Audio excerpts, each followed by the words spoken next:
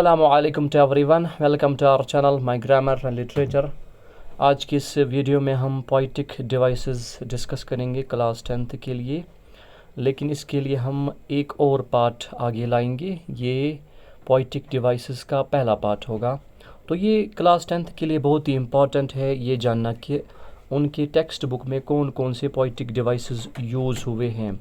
तो हम समझाते हैं आज पहले पार्ट में 5 poetic devices with the help of examples. देखिए, पहले हम ये समझते हैं कि पोइटिक डिवाइसेस क्या होते हैं। देखिए, पोइटिक डिवाइसेस यानी वो टूल्स और टेक्निक्स होते हैं जो एक पोइट यूज़ करता है उसकी पोइट्री को ब्यूटीफुल और अट्रैक्टिव बनाने के लिए। देखिए, हर काम के लिए टूल्स और टेक्निक्स होते हैं, इसी तरह से पोइट्री में भी इसी तरह की टूल्स और टेक्निक्स है जिनको हम क्या कहते हैं, पोइटिक डिवाइसेस, जिससे पोइट्री बहुत ही ब्यूटीफुल और अट्रैक्टिव बन जाती है। तो हम डिस्कस करते हैं वन बाय वन कि आपकी टेक्स्ट बुक में कौन कौन से पोइटिक डिवाइसेस यूज़ हुए हैं। देखिए, सबसे पहला जो इम्पोर्टेंट पोइटिक डिवाइस है उसको हम कहते हैं राइम स्कीम या राइमिंग स्कीम। देखिए, राइम स्कीम का मतलब होता है जब दो या दो से ज़्यादा लाइन्स एंड हो रही हो एक ही जैसे साउंड पे। व्हेन टू और more lines and with same sound, जब दो या दो से ज़्यादा लाइन्स एंड हो रही हो एक ही जैसे साउंड पे, इसको हम कहते हैं क्या, राइम स्कीम। इसका मतलब है कि राइम स्कीम चेक करते वक्त आपका फोकस सिर्फ लाइन के लास्ट वर्ड पे होना चाहिए। अच्छा, फॉर एग्जांपल आपके टेक्स्ट बुक में पोइम है the tale of the custard the dragon, वहाँ पे राइम स्कीम यूज़ हुई है। किस तरह से, देखिए, अगर आप देखोगे पहली वर्स जो है, पहली लाइन, उसमें है लास्ट वर्ड हाउस, तो एक। अब हम देखेंगे कि जो नेक्स्ट लाइन है उसमें क्या लास्ट वर्ड है, वो है माउस। क्या हाउस और माउस का साउंड सेम है? यस, बिल्कुल सेम है। तो यही क्या है हमारी राइम स्कीम। इसी तरह से थर्ड लाइन वैगन, तो आप देखिए फोर्थ लाइन में क्या है, लास्ट वर्ड ड्रैगन। तो इसका मतलब ये है कि यहाँ पे राइम स्कीम यूज़ हुई है। फर्स्ट लाइन और सेकंड लाइन एंड हो रही है एक ही जैसे साउंड पे, इसी तरह से थर्ड लाइन और फोर्थ लाइन भी एंड हो रही है एक ही जैसे साउंड पे। तो इसको हम क्या कहेंगे, राइम स्कीम। नंबर सेकंड, इसको हम कहते हैं सिमिली। ये बहुत इंपॉर्टेंट है। सिमिली का मतलब होता है कंपैरिजन करना दो अनलाइक चीज़ों का, लेकिन इनडायरेक्टली का मतलब होता है लाइक और एज जैसे वर्ड्स का यूज़ करके। Simile means comparison of two unlike things indirectly by using words like and as.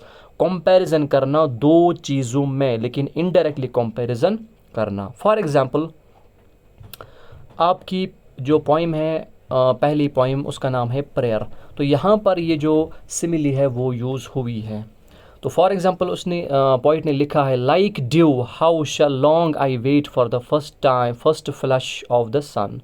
यहाँ पर पोइट ने अपने आप को ड्यू के साथ कंपैरिजन किया है। तो यही क्या होता है हमारा simile, means comparison between two unlike things.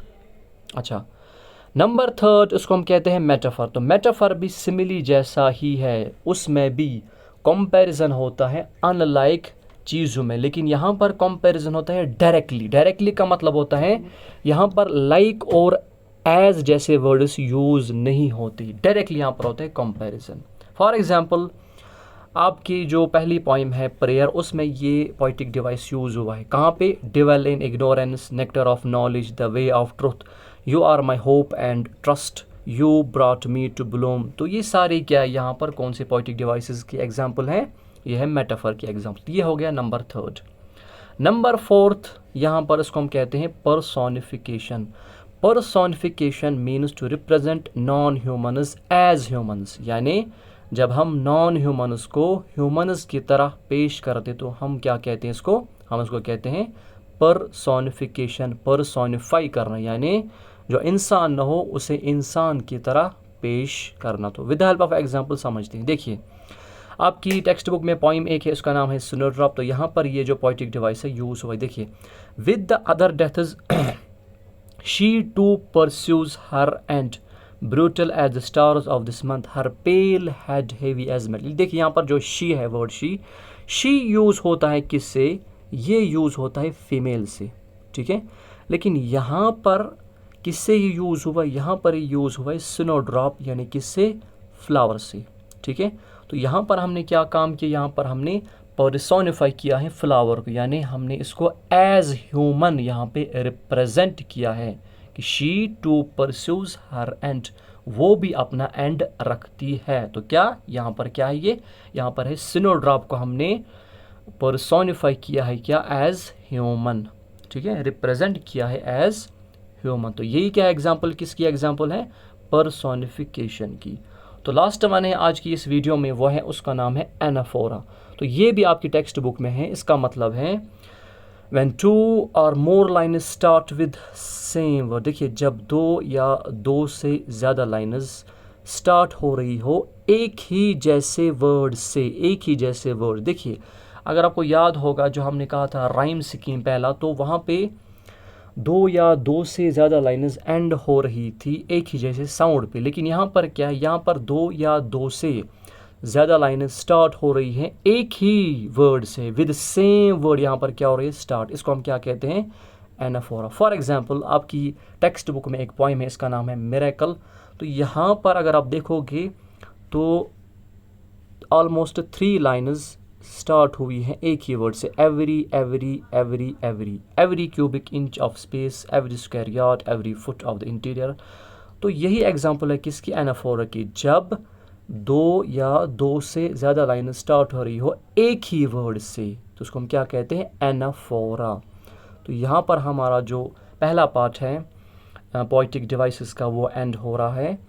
तो अगर आपको इस वीडियो से कुछ नया सीखने को मिला होगा तो आप ये वीडियो अपनी फ्रेंड्स, क्लासमेट्स और रिलेटिव्स के साथ ज़रूर शेयर कीजिए। सो टिल नेक्स्ट वीडियो, अल्लाह हाफिज़।